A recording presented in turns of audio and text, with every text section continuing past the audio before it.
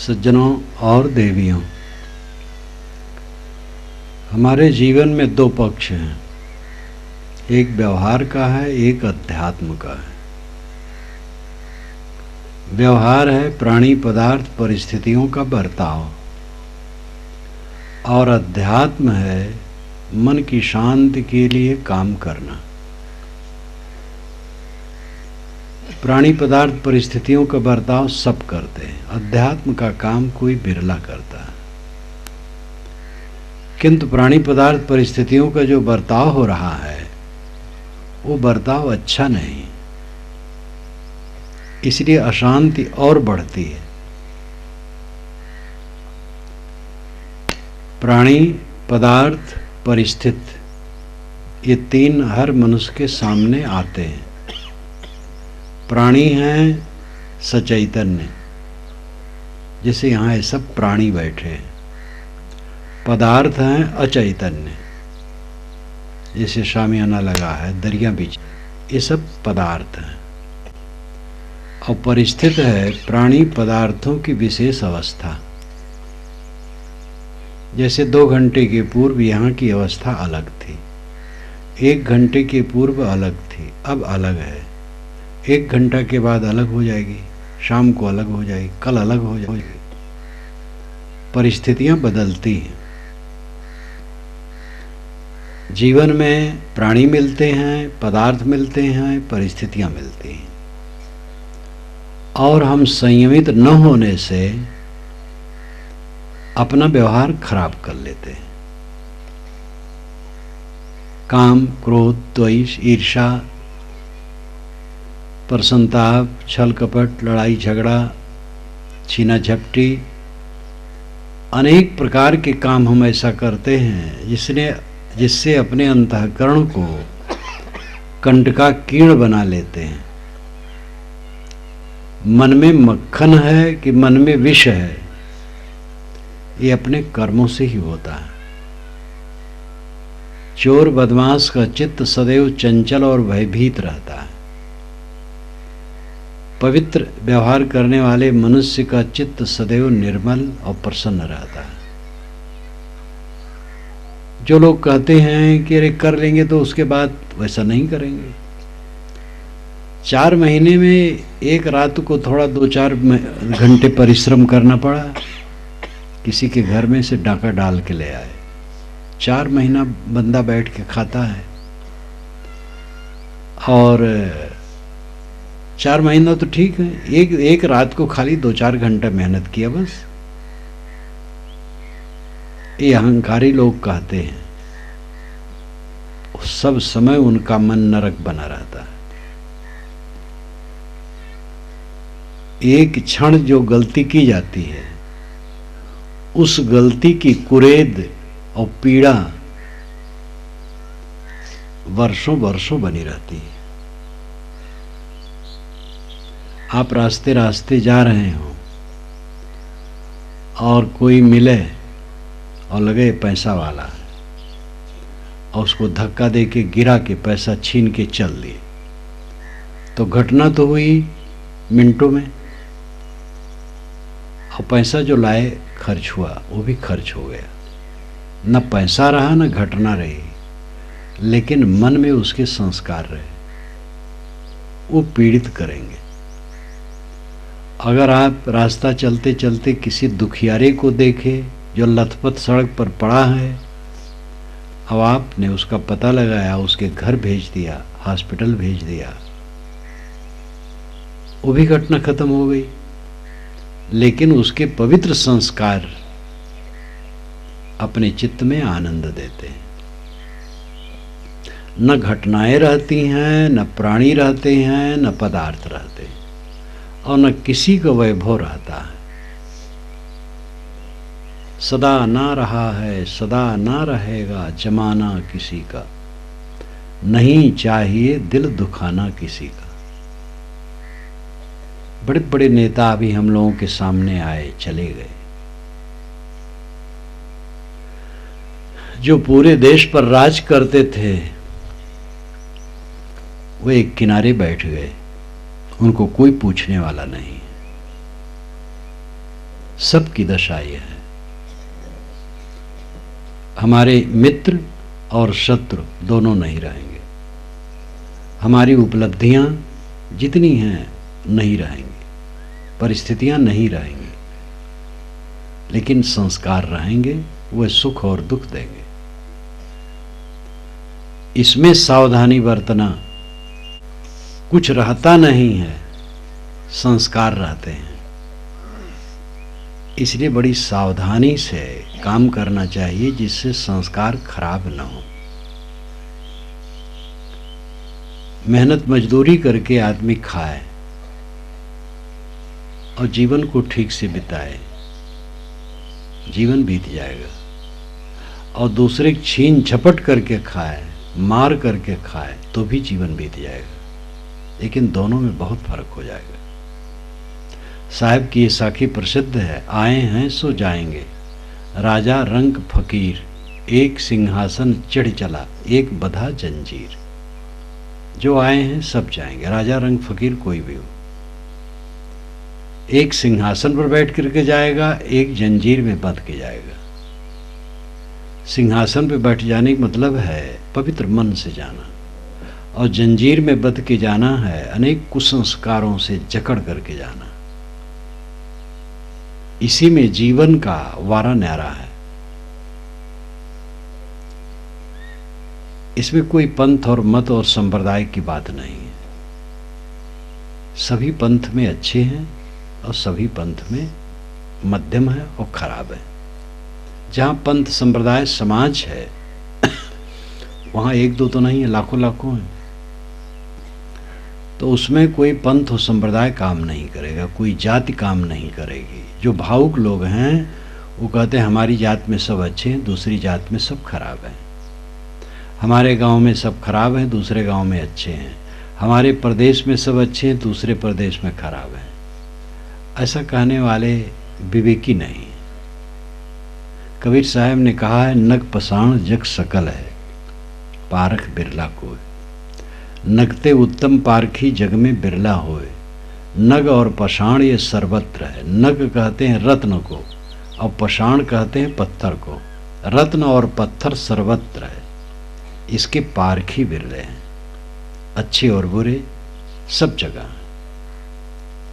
इसलिए ये अहंकार करना और घृणा करना कि कहीं बहुत अच्छे हैं कहीं बहुत खराब है, बेकार की बात है। किसी संप्रदाय में कोई दीक्षित हो गया हो तो वहाँ सब अच्छे अच्छे हैं और दूसरे संप्रदाय वाले सब बुरे बुरे हैं, ये तो बिल्कुल ही बेअकली बात है। भीड़ जहाँ है वहाँ अच्छे बुरे सब होते हैं। अपने को अच्छा बनाना है। हर जीव का संबंध उसका अपने से है। आप जब भोजन करेंगे तो आपकी भूख जाएगी, पानी पिएंगे तब प्यास जाएगी, सोएंगे तो नींद मिटेगी, औषध लेंगे तो रोग दूर होगा। दूसरे की औषध लेने से आपका रोग नहीं दूर होगा। अपने को संभालो, सारे व्यवहार में विवेक से जियो। पति पत्नी का व्यवहार मधुर होना चाहिए। मधुर का मतलब विषयासक्ति और लंपटता नहीं। मधुर का मतलब है एक दूसरे के लिए सहयोग, एक दूसरे के लिए मीठा बर्ताव, मीठी वाणी। माता पिता के साथ आदर बुद्धि, सेवा बुद्धि। आप भी कुछ दिन में माता पिता होंगे, आप भी बूढ़े होंगे, आपको भी जरूरत पड़ेगी। बूढ़ों का आदर आप नहीं करेंगे तो आपके बच्चे कुछ दिन में वही आपके साथ व्यवहार करेंगे। एक स्त्री थी बड़ी तेज तर्रार, बलवान, 40 वर्ष की उम्र, स्वस्थ शरीर, बड़ा घमंड। उसने अपने पति को कहा, देखो ये तुम्हारे पिता दरवाजे पर बैठे थूकते रहते हैं, खांसते रहते हैं, अच्छा नहीं लगता है। इनको घर के पिछवाड़े जहाँ पशु रहते हैं टाटी घेर करके कमरा बना दो, वहीं खाट डाल दो, वहीं थूका करें। पत्नी ने कहा, पिता का बनवाया घर है, पिता की अर्जित की संपत्ति है, पिता ने मुझे पैदा करके पाला पोसा है, पिता का इतना तिरस्कार करेंगे गांव वाला क्या कहेगा? तो कहे तो फिर पिता को लेकर रहो, मैं नहीं रहती। क्या करे बेचारा। कई बार जवान पिसते हैं दोनों के बीच में। फिर वैसे किया, गौशाला की तरफ टाटी घेर के एक कमरा बना दिया और खाट डाल दी और कहा, पिताजी आप यहाँ रहें, वहाँ लड़के बच्चे आपको परेशान करते होंगे, यहाँ निश्चिंत रहेंगे। बूढ़ा कुछ कह नहीं सकता, चुप बेचारा। 4 दिन के बाद पत्नी ने कहा कि जब ये बूढ़े को भोजन देती हूँ तो देखती हूँ इसके लार टपकती है, आंखों से पानी आ जाता है, कभी नाक से पानी आ जाता है, तो थाली मांजने का मन नहीं होता है। इसलिए कुम्हार के यहाँ से मिट्टी के प्याले बनवा लो, एक एक प्याला में एक एक टाइम भोजन दिया करेंगे और खा करके बूढ़ा फेंक दिया करेगा प्याला, धोना नहीं पड़ेगा।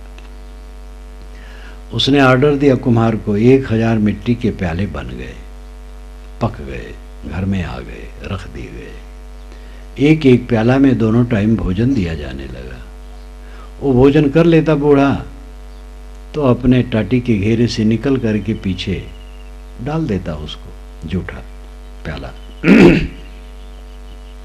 उस बूढ़े के पुत्र का पुत्र, पौत्र, 10 वर्ष का एक बड़ा मेधावी समझदार था, उसको बहुत बुरा लग रहा था। तो उन जूठे प्यालों को बूढ़ा जब डाले तो पौत्र उठा करके ले आवे, अपने कमरे में रख ले। 50 प्याले तह करके कायदे से रखा था। तो एक दिन उसका पिता उसके कमरे में गया, कहा, बेटा ये जूठे प्याले तू क्यों इकट्ठा करता है? उसने कहा, पिताजी आप धनी आदमी हैं, आपके पिता बूढ़े हुए और उनके लिए 1000 प्याले एक साथ बनवा लिए। आप बूढ़े होंगे, मैं जवान होऊंगा, इतना धनी न रहूं तो क्या करूंगा? इस सारे जूठे प्याले आपके बुढ़ापा के लिए रिजर्व रहेंगे। अब तो उसके पैर के नीचे की धरती सरकी और अपनी पत्नी से उसने कहा। पत्नी भी भयभीत हुई। फिर दोनों विचार किए और पिता को कमरे में लाके रखे और थाली में भोजन देने लगे।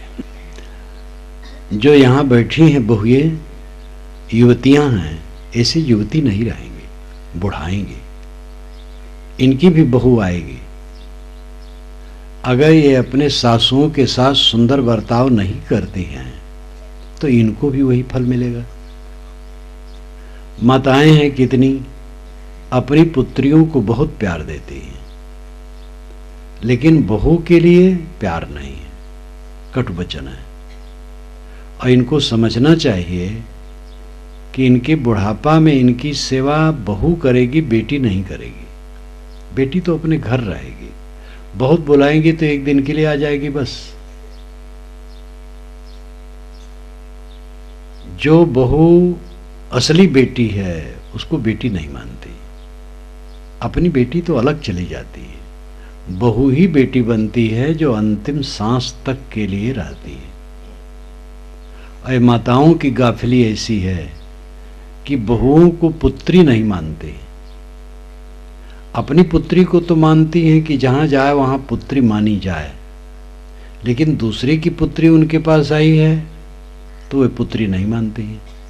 तो आपकी पुत्री कहीं पुत्री कैसे मानी जाएगी?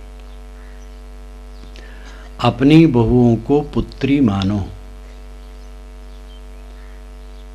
प्यार करो तो आपका बुढ़ापा सुखद होगा।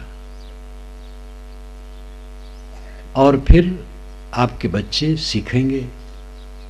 पति और पत्नी परस्पर सुंदर व्यवहार करते हैं तो 3 पीढ़ियों का हित होता है। ध्यान दीजिएगा, कोई पति पत्नी हैं, आपस में प्रेम का व्यवहार करते हैं, मधुर हैं, तो ऐसा मधुर मन वाले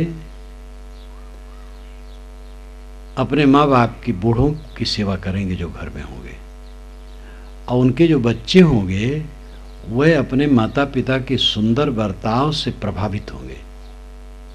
तो ऊपर की पीढ़ी सुविधा पाएगी, सेवा पाएगी, और नीचे की पीढ़ी अच्छे संस्कार पाएगी।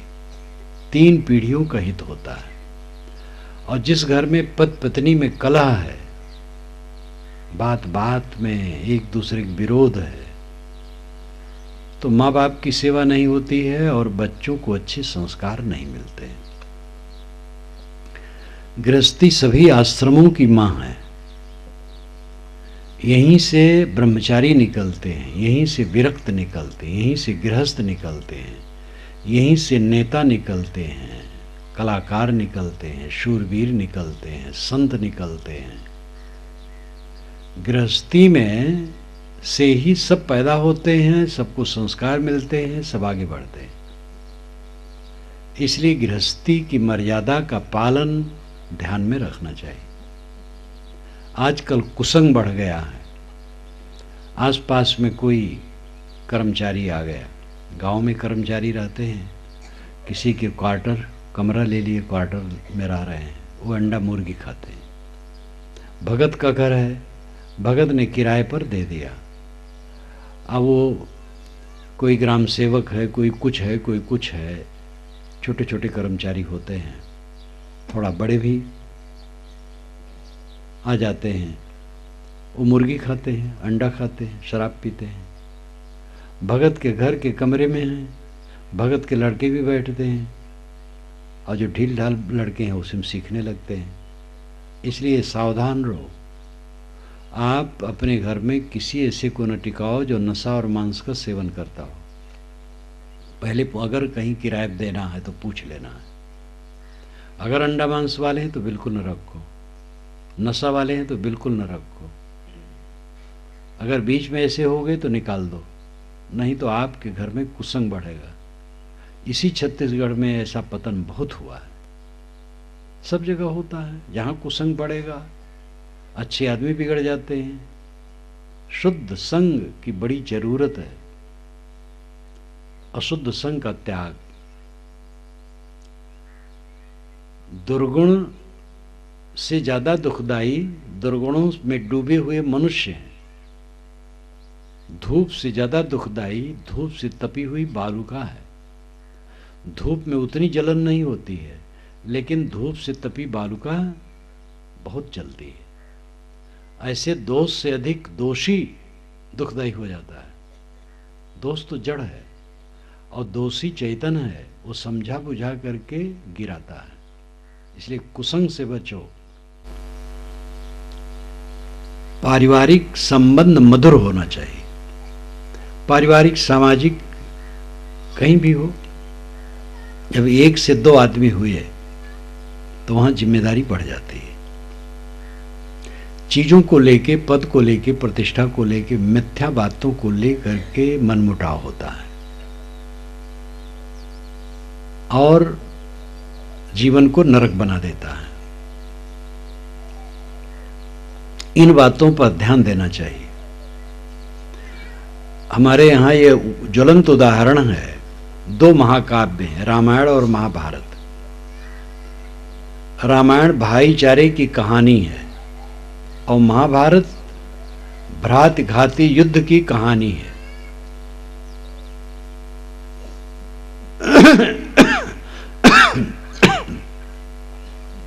राम ने राज पाया लेकिन विघ्न पड़ा तो उसको तृण के समान त्याग करके चल दिए।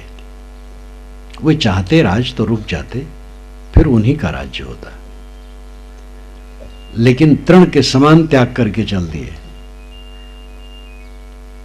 भरत को राज्य मिल गया था लेकिन उसका भोग वो नहीं किए, राम के चरणों में चढ़ा दिए। नहीं वो लौटे तो उन्होंने केवल सेवा की, भोग नहीं किया। इस प्रकार राम और भरत के बीच में अयोध्या का राज कंदुक बन गया, गेंद। दोनों ने ठुकरा दिया। ये ऊंचा आदर्श है।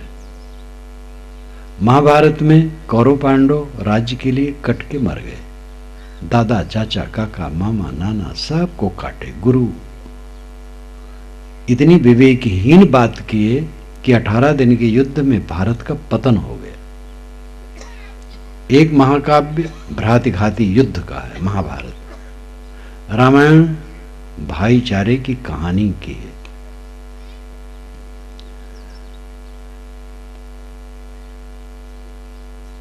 वस्तुओं की मात्रा कितनी है घर में, कितने लोग हमें जानते हैं, कैसे पद में हैं, क्या है, इसका मूल्य नहीं है। व्यवहार कैसा है। व्यवहार से चित्त शुद्ध होता है।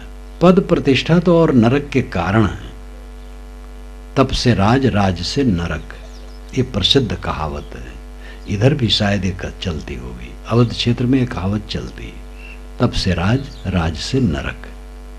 कुछ मेहनत करते हैं लोग तो पद पा जाते हैं, राज पा जाते हैं, और राज पाए और भूले, शराब से भयंकर शराब पिए, फिर वे अपनी दशा में नहीं रहते हैं। एक सरपंच बन जाते हैं आदमी, कितना लोग अपने को संभालते हैं। एक जगह मध्य प्रदेश में कार्यक्रम था बड़े बाजार में, तो वहाँ हमें करीब करीब सभी लोग जानते हैं, कई बार जाना हुआ। चुनाव था नगर प्रमुख का, तो अधिकतम लोग आए मिलने के लिए। मैंने सबको कहा मेहनत करो, सेवा करो, बस किसी को नहीं कहा तुम जीत जाओगे। तो एक सज्जन हमारे पास बैठे रहे, कहे साहब आप किसी को आशीर्वाद नहीं देते हैं। मैंने कहा आशीर्वाद क्या दूं? आशीर्वाद तो दे रहा हूं, मेहनत करो, सेवा करो, यही आशीर्वाद है। और जो पद पाएगा वो अगर संभालेगा नहीं अपने को तो अपना दुर्भाग्य पैदा करेगा। पद पा गया, पैसा आता है, पैसा का घोटाला करेगा, पक्षपात करेगा। आजकल ये पक्षपात बहुत चल रहा है। गांव में सड़क बनवाना है तो हम भाजपा के हैं और हम पद पर हैं, तो जिधर भाजपाई ज़्यादा रहते उधर बढ़िया बनवा दिया, जिधर भाजपाई नहीं रहते उधर नहीं बनवाया। ऐसे बाजारों की बात हो जाती है। कांग्रेसी हैं तो कांग्रेसी ने ऐसा किया तो नरक किया। जब तक चुनाव लड़ें तब तक ठीक है, अपना प्रचार करें और दूसरे को डाउन करने के लिए छल कपट राजनीति में चलते ही करें, ठीक है। लेकिन जब चुनाव हो जाए और जो जीत जाए वो सबका सेवक है, मालिक नहीं है। मालिक मानना महाज्ञान है। ये मंत्री आपके चरणरज हैं, सेवक हैं। लेकिन ये चरणरज कहाँ बनते हैं? जब वोट का होता है तो जगह जगह दीन हो करके पैर छूते हैं, और जहां पद पाए तो जाओ तो मिलना मुश्किल है। तो ये सब जितने पद वाले हैं आपके चरण सेवक हैं, उन्हें खुद अपने को मानना चाहिए। आप न माने, उनको मानना चाहिए। लेकिन पद पा करके ये कहाँ मानते हैं, दुरुपयोग करते हैं। तो पद कोई हितकारी नहीं है, प्रतिष्ठा कोई हितकारी नहीं, वैभव कभी हितकारी नहीं है। दीन गरीबी, बंदगी, समता, शील स्वभाव, ये सब की जरूरत है। तरने को है दीनता, डूबन को अभिमान। हम जितनी वस्तुओं, व्यक्तियों, परिस्थितियों से जुड़ते हैं उतना भटकने का चांस आता है। अगर सावधान है तो बहुत बढ़िया, नहीं तो भटकने का चांस है। जितना कम जुड़ते हैं कम चांस रहता है। विवेक नहीं है तो कम में भी डूबे रहते हैं, विवेक है तो ज्यादा में भी लोग संभाल लेते हैं।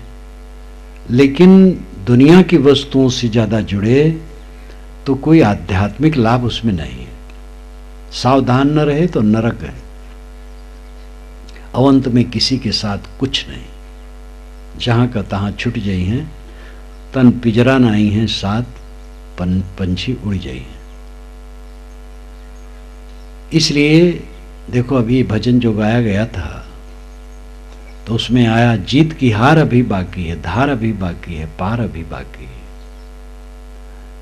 जवानी में जीत, बुढ़ापा में हार।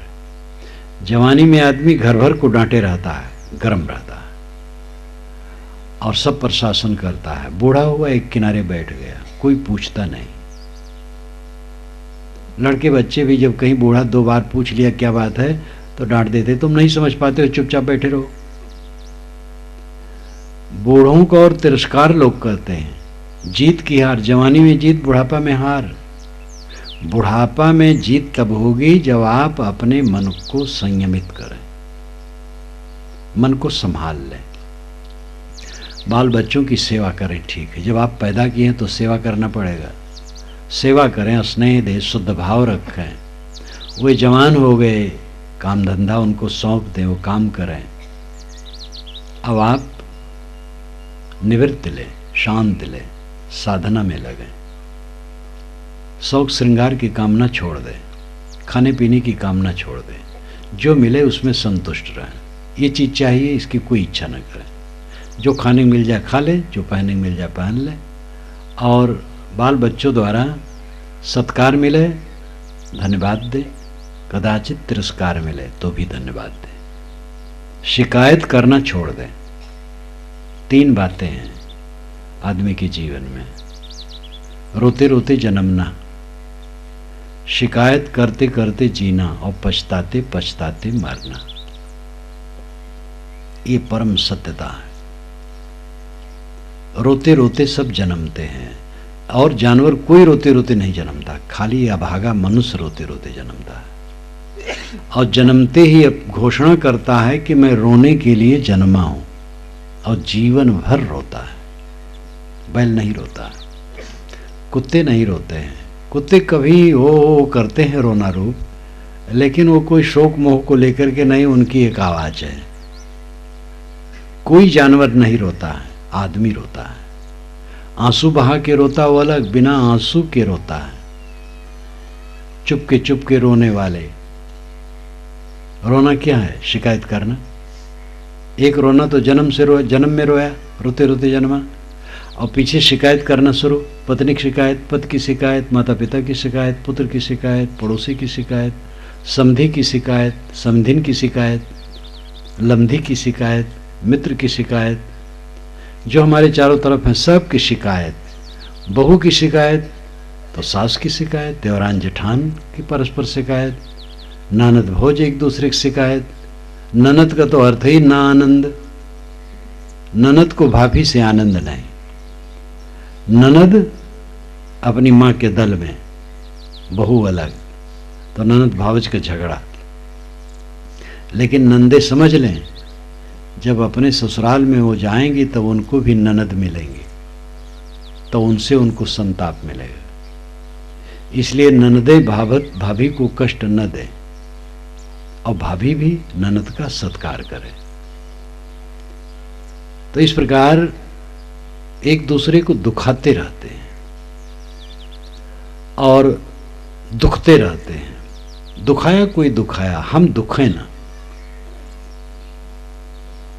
कोई दुखाने वाला ना मिले, ये संभव नहीं है।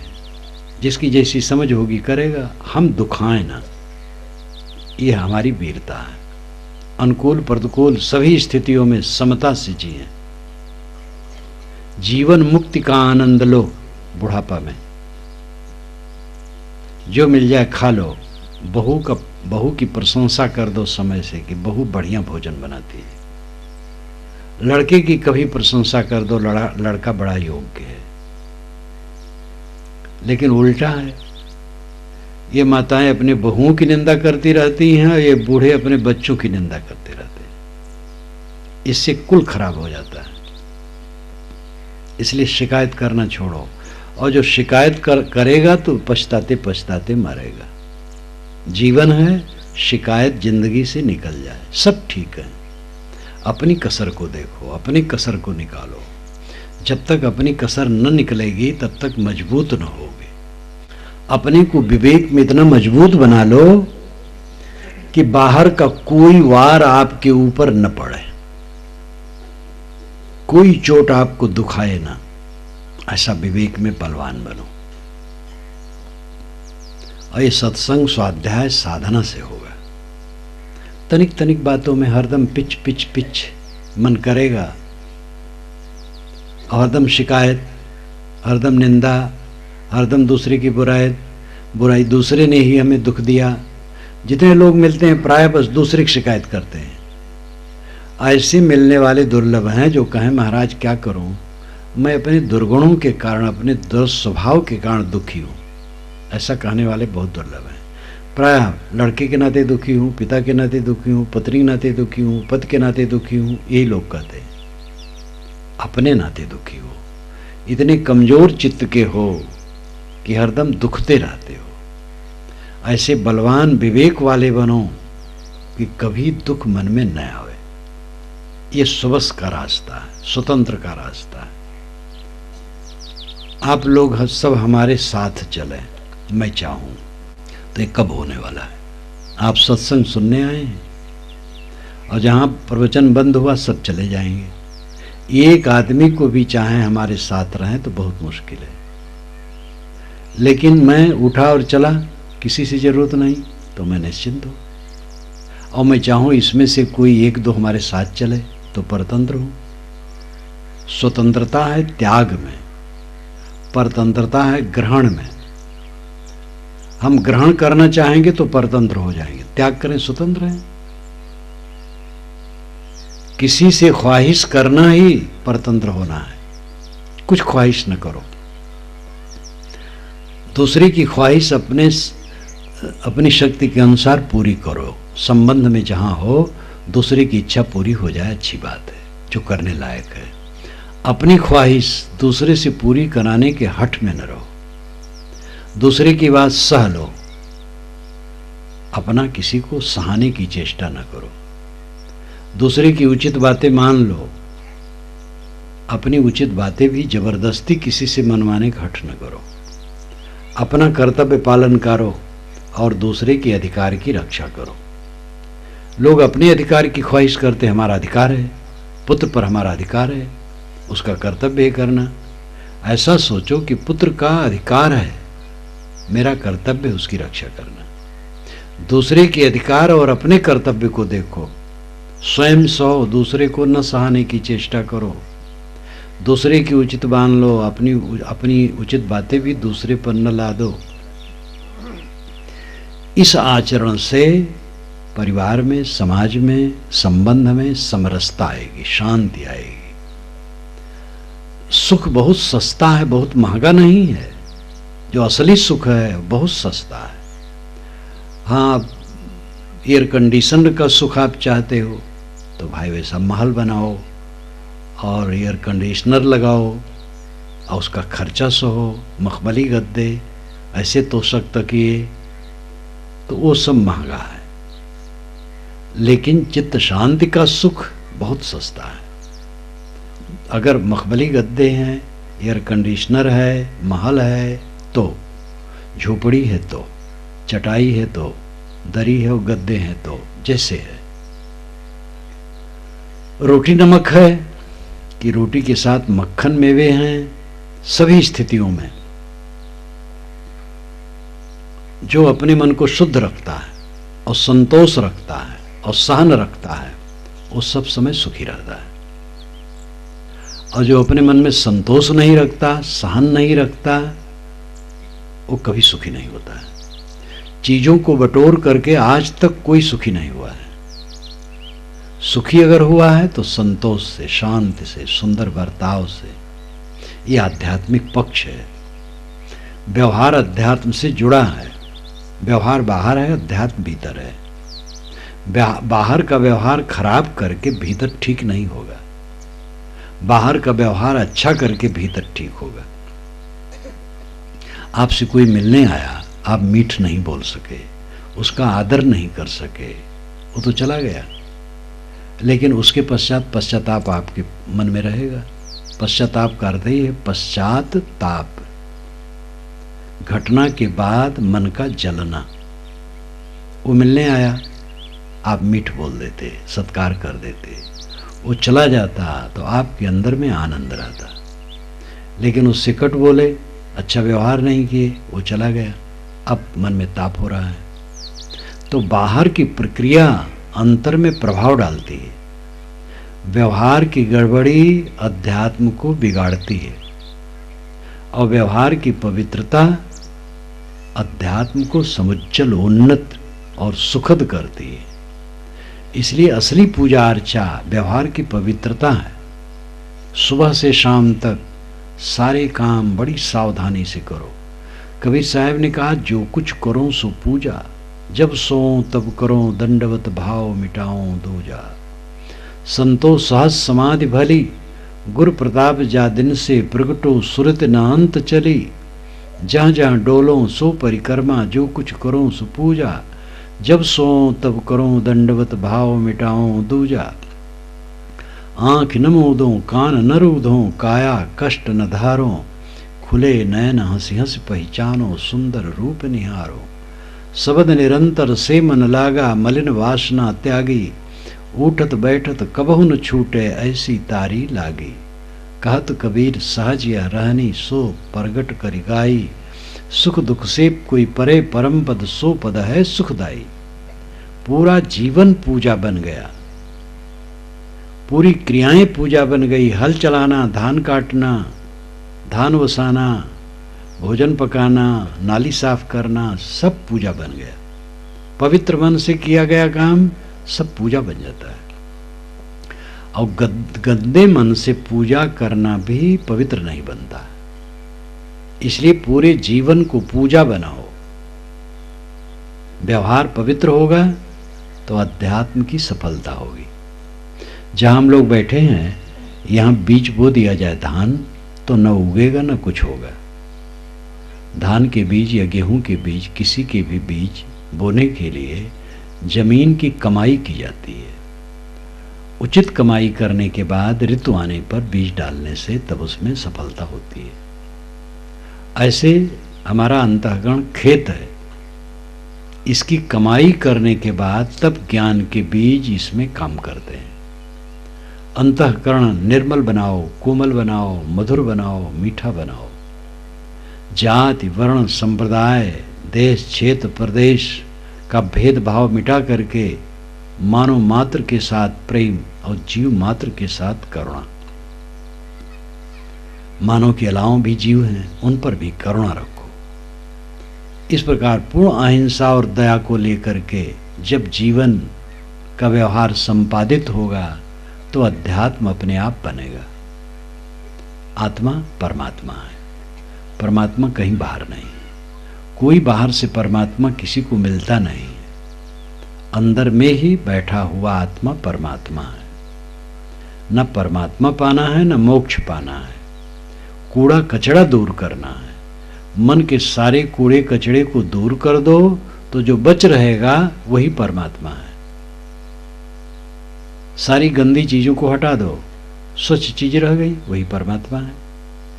परमात्मा ज्ञान का दीपक सबके अंदर में जलता है। अष्टाचक्रानों द्वारा देवानाम पूर्योध्या तस्याम हृदय कोशः स्वर्गो ज्योति सावरता है। ये वेद का मंत्र है। 8 चक्र 9 द्वार वाली देवताओं की अयोध्यापुरी ये शरीर है और इसमें सोने का खजाना है जो ज्योति से आवृत है और वहीं स्वर्ग है। ये इसका अर्थ है। 8 चक्र शरीर में माना ये कल्पना बहुत पुरानी है। मूलाधार, स्वाधिष्ठान, मणिपुर, अनाहत, विशुद्ध, आज्ञा, सहस्रार, सुरत, कमल, ये 8 चक्र गुदा से लेके खोपड़ी तक माना है। और 9 द्वार, 2 आंख, 2 नाक, 2 कान, टट्टी पेशाब की जगह मुख, ये 9 द्वार। और देवता, इंद्रियां, ये अयोध्यापुरी शरीर है। 8 चक्र 9 द्वार वाली देवताओं की अयोध्यापुरी ये शरीर है। देवता इंद्रियों को कहते हैं। तस्याम हृदय कोशा, इसमें सोने खजाना है, वो आत्मा है। स्वर्गो ज्योति सावरता है, ज्योत से आवृत है, ज्ञान से जगमगा रहा है। जो उसमें स्थित हो जाता है वो स्वर्ग पा गया, परमात्मा पा गया। अपना मन निर्मल हो गया, निर्विकार हो गया, आत्म संतोष हो गया, तब परमात्मा पाना कहीं बाकी रहता है। बहिर्गत वृत्ति को खुदा दूर ही है, अंतर्गत वृत्ति को तो निज मूर ही है। श्री निर्मल साहब नाम के एक संत हुए पारक सिद्धांत में, बड़े तार्किक और बड़े मेधा संपन्न। बहिर्गत वृत्ति को खुदा दूर ही है। जिसकी वृत्त बहिर्गत है, जिसका मन बाहर लिपटा है, उसके लिए खुदा दूर है। और अंतर्गत वृत्ति को तो निज मूल ही है। जिसकी वृत्ति अंतर्गत हुई, अंतर्मुख हुई, तो निज मूल आत्मा परमात्मा है। तो इसलिए परमात्मा खोजने की आवश्यकता नहीं, आप परमात्मा स्वरूप हैं। जरूरी है जो विकार है उनको निकालो। विकार निकालते नहीं, परमात्मा खोज रहे हैं। और ऐसे गुरु मिलते हैं हमारे यहाँ, आ जाओ हमारे गुरु से मिलो, बस परमात्मा मिल जाएगा। एक ने एक से कहा कि आप गुरु किए? कहे हाँ किए। तो कहे परमात्मा के दर्शन कराए? कहे नहीं कराए। कहे तो हमारे गुरु के पास आ जाओ, दर्शन करा देंगे। ये गुरु परमात्मा के दर्शन कराने की धांधलेबाजी। आंख पर उंगली लगाए और चिमचिमाया, कहे हाँ कुछ दिखाई दिया, कहे हाँ, कहे क्या दिखाई दिया, कहे गर्मी, बस परमात्मा को देख लिए। कान को बंद कराए, गनगनाहट की आवाज़ सुनाई दी, क्या सुनाई दी, आवाज़, बस वो शब्द परमात्मा है, शब्द परमात्मा है, ज्योति परमात्मा। अरे ज्योति तो आंख की गर्मी है, शब्द कान की आवाज़ है, सुनने वाला बड़ा है कि सुनी हुई वस्तु बड़ी है, देखने वाला बड़ा है कि देखी हुई दृश्य चीज बड़ी है। ये ज्योति, ये शब्द, ये नाद, ये बिंदु, ये सब जड़ हैं। जो देखने सुनने समझने वाला है वो चेतन आत्मा श्रेष्ठ है। ये चेतन आत्मा ही परमात्मा है। इसको पाना नहीं है क्योंकि ये कभी छुटा ही नहीं है। एक युवक ने एक बार मुझसे पूछा कि महाराज परमात्मा कब मिलेगा? तो मैंने कहा परमात्मा के बिछुड़ने की तारीख तुम बताओ तो मिलने की तारीख मैं बताऊं। तो कुछ नहीं बता पाया। परमात्मा बिछुड़ा हो तो मिलने की बात है, वो बिछुड़ा ही नहीं है। हमारा मन ही दुनियादारी में लिपटा है तो परमात्मा का अनुभव नहीं होता है। जरूरी है मन के मैल को धो, जिससे हमारा जीवन स्वर्ग में दिव्य बने, तो अंदर स्वर्ग घटित होगा। आपको धन्यवाद देते हुए मैं अपनी वाणी को विराम देता हूं।